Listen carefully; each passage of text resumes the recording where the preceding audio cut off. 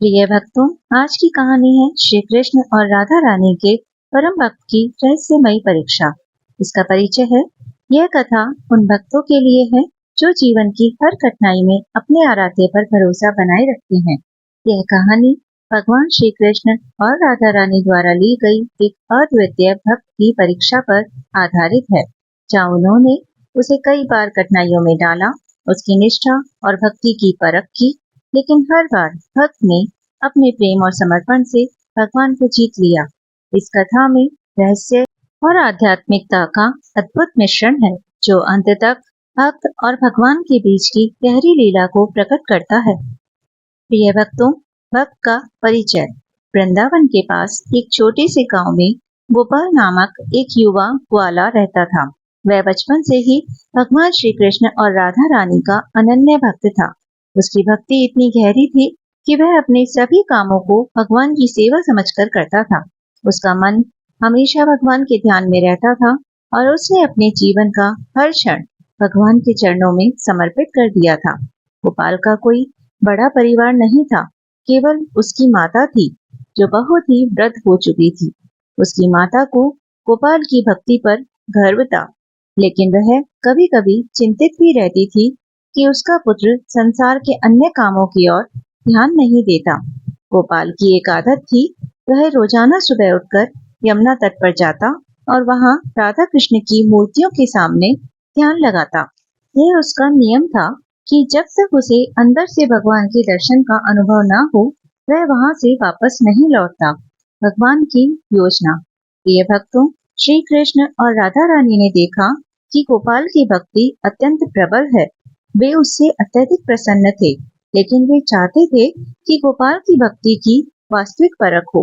भगवान ने अपने अंतर में सोचा, यह भक्त इतना सच्चा है, लेकिन क्या यह हर परिस्थिति में हमारी भक्ति को निभा पाएगा? क्या यह सांसारिक सुखों और दुखों में डगमगाएगा, या हर परिस्थिति में हमें ही अपना सर्वस्व मानेगा? इस विचार से प्रेरित होकर भगवान श्री कृष्ण और राधा रानी ने मिलकर गोपाल की कठिन परीक्षा लेने का निश्चय किया। यह परीक्षा ऐसी होगी जो उसे कई बार विचलित करेगी, लेकिन यदि वह सफल होता है तो उसे भगवान का साक्षात्कार मिलेगा और जीवन भर के लिए उनकी कृपा बरसेगी। पहली परीक्षा, निर्धनता का आघात। गोपाल अपने जीवन में अत्यंत सरल था और कभी भी धन संपत्ति की चिंता नहीं करता था। उसकी माता ने हमेशा उसे बताया था कि भगवान जो भी देंगे वही सबसे अच्छा होगा, लेकिन भगवान ने पहली परीक्षा के रूप में उसकी निर्धनता को और बढ़ा दिया। एक दिन जब गोपाल यमुना तट पर ध्यान में बैठा था, तभी एक बुरी खबर आई। उसके घर में आग लग गई थी और उसकी संपत्ति का सब कुछ नष्ट हो गया था। गोपाल का मन विचलित होने लगा। उसने सोचा, भगवान, आपने मेरे घर को नष्ट क्यों किया? क्या यह आपकी कृपा है या मेरी भक्ति में कोई कमी रह गई है? लेकिन गोपाल ने जल्द ही अपने मन को शांत किया और कहा, यदि यह भगवान की इच्छा है तो मैं इसे स्वीकार करता हूँ। उन्होंने ही मुझे सब कुछ दिया था और यदि उन्होंने वापस ले लिया तो भी मैं उनकी कृपा में विश्वास रखता हूँ। गोपाल ने अपने घर की हानि को स्वीकार कर लिया और फिर से अपने नियमित पूजा पाठ में जुट गया। दूसरी परीक्षा, प्रियजन की मृत्यु। प्रिय भक्तों, समय बीतता गया, लेकिन गोपाल की भक्ति कम नहीं हुई। उसकी माता उसकी स्थिति देखकर चिंतित रहती थी, लेकिन एक दिन अचानक उसकी माता गंभीर रूप से बीमार हो गई। गोपाल ने हर प्रकार से उनका इलाज करवाने की कोशिश की, लेकिन उसकी माता का स्वास्थ्य दिन प्रतिदिन बिगड़ता गया।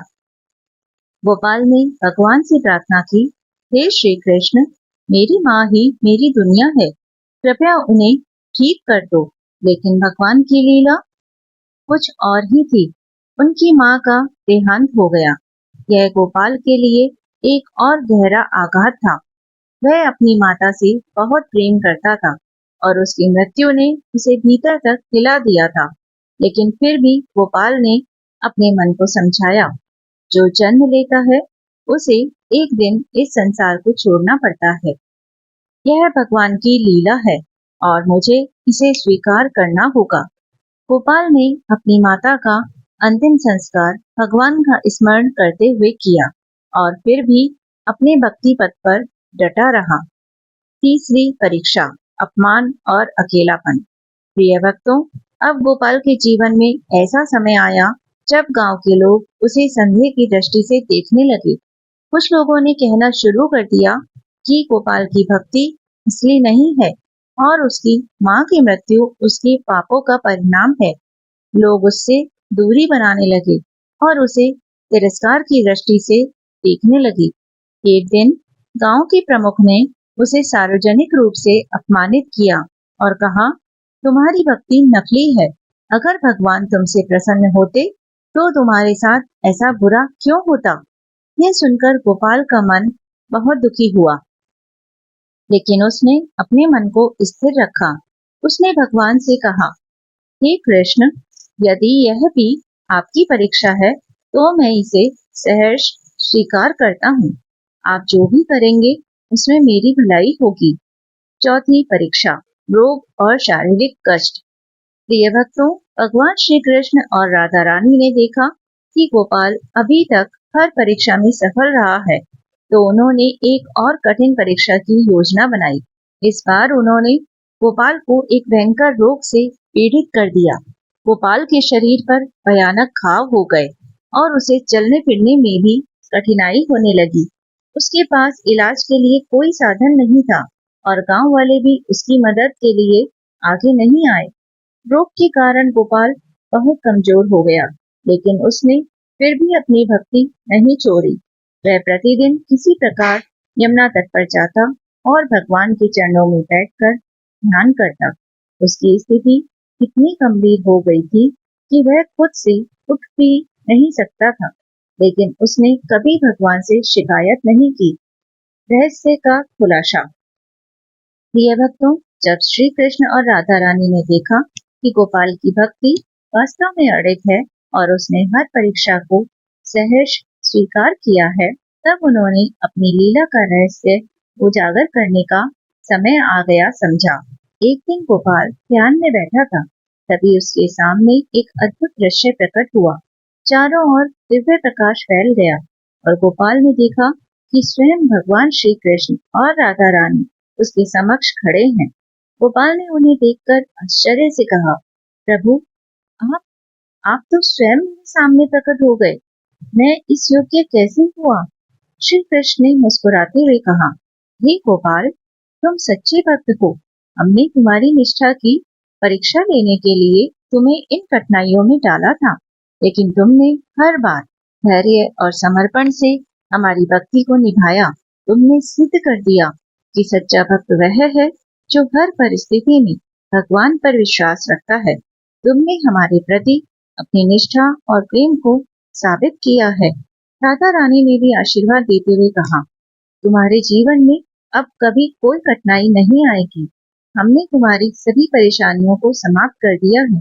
अब तुम्हारे जीवन में केवल सुख और शांति का वास होगा। गोपाल की आंखों में आंसू आ गए। उसने भगवान से कहा, प्रभु, मैंने हमेशा आपकी भक्ति को ही अपना जीवन माना है। यदि यह सब आपकी इच्छा थी तो मैं इसे स्वीकार करता हूँ। श्री कृष्ण ने गोपाल को आशीर्वाद दिया और कहा, अब तुम हमारे सानिध्य में रहोगे। तुम्हारा यह जीवन सफल हो गया है। अंत में क्या हुआ? इसके बाद गोपाल का जीवन पूर्णतया बदल गया। प्रिय भक्तों, भगवान की कृपा से उसकी निर्धनता समाप्त हो गई। उसके रोग ठीक हो गए और गांव के लोग जो उसे अपमानित करते थे, अब उसे सम्मान की दृष्टि से देखने लगे। गोपाल ने अपने शेष जीवन को भगवान की सेवा में समर्पित कर दिया और उसका नाम दूर दूर तक फैल गया। उसकी भक्ति की महिमा हर और गूंजने लगी और लोग उसकी कहानी सुनकर प्रेरित होने लगे। शिक्षा। प्रिय भक्तों, इस कथा से हमें यह शिक्षा मिलती है कि सच्ची भक्ति कभी भी आसान नहीं होती। भगवान अपने भक्तों की परीक्षा लेते हैं ताकि उनकी निष्ठा और प्रेम की गहराई का पता लग सके। जो भक्त हर परिस्थिति में भगवान पर विश्वास बनाए रखता है, उसे अंत में भगवान का साक्षात्कार और उनकी कृपा प्राप्त होती है। कठिनाइयाँ और चुनौतियाँ भगवान की लीला का एक हिस्सा होती हैं, लेकिन वे केवल भक्त की आस्था और भक्ति को परखने के साधन हैं। जो भक्त इन परीक्षाओं में धैर्य और समर्पण के साथ खड़ा रहता है, वह अंत में भगवान की कृपा और आशीर्वाद का पात्र बनता है। भगवान कभी अपने सच्चे भक्त को निराश नहीं करते। वे भक्त को कष्ट में डाल सकते हैं, लेकिन यह कष्ट असल में उस भक्त की आत्मा को शुद्ध करने के लिए होते हैं। जब भक्त हर परीक्षा में सफल होता है, तो उसे उस कष्ट से अधिक लाभ और संतोष प्राप्त होता है। इस कहानी से यह भी शिक्षा मिलती है कि सांसारिक सुख दुख, अपमान सम्मान, धन निर्धनता सब क्षणिक है। जो व्यक्ति इन चीजों से ऊपर उठकर अपने आराध्य पर अटूट विश्वास रखता है, वही सच्चे मायने में ईश्वर का प्रेम प्राप्त करता है। जीवन में कितनी भी कठिनाइयां क्यों न आए, भगवान पर श्रद्धा और निष्ठा बनाए रखना ही सच्ची भक्ति है। गोपाल की कथा हमें यह सिखाती है कि पहला, धैर्य और निष्ठा। भगवान की राह पर चलने वाले को धैर्य रखना चाहिए। कठिन समय में भी विश्वास नहीं टूटना चाहिए, क्योंकि भगवान अपनी लीला से हमें परखते हैं। दूसरा, सच्चा प्रेम निस्वार्थ होता है। गोपाल ने बिना किसी अपेक्षा के भगवान की भक्ति की।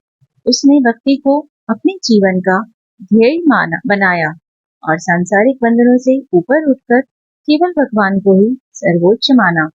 इसी निस्वार्थ प्रेम से भगवान उससे प्रसन्न हुए।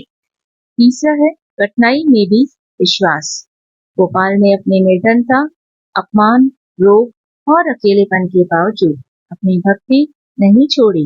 इससे यह संदेश मिलता है कि जीवन में चाहे कितनी भी कठिनाइयां क्यों न आए, हमें अपने ईश्वर पर विश्वास बनाए रखना चाहिए। चौथा है भगवान की कृपा अपरंपार होती है। जो भक्त भगवान की परीक्षा में सफल होता है, उसे अंततः भगवान की कृपा और आशीर्वाद प्राप्त होते हैं। गोपाल ने हर परीक्षा में भगवान पर अपना विश्वास कायम रखा और अंत में उसे भगवान का साक्षात्कार और उनके आशीर्वाद का अनुभव हुआ। इसलिए भक्ति का मार्ग कठिन हो सकता है, लेकिन वह जीवन का सबसे उच्चतम और सच्चा मार्ग है। जब भक्त भगवान के चरणों में समर्पित हो जाता है, तब भगवान स्वयं उसकी रक्षा करते हैं और उसे जीवन के हर कठिन मोड़ पर सही मार्ग दिखाते हैं। प्रिय भक्तों, अगर आपको यह कहानी अच्छी लगी है, तो प्लीज आप इसे ज्यादा से ज्यादा लाइक और शेयर कीजिए और ऐसी ही और कहानी सुनने के लिए मेरे चैनल को सब्सक्राइब कर लीजिए। और अगर आप मुझे फेसबुक से देख रहे हैं, तो मेरे पेज ज्ञान संग्रह को फॉलो भी कर लीजिए। धन्यवाद।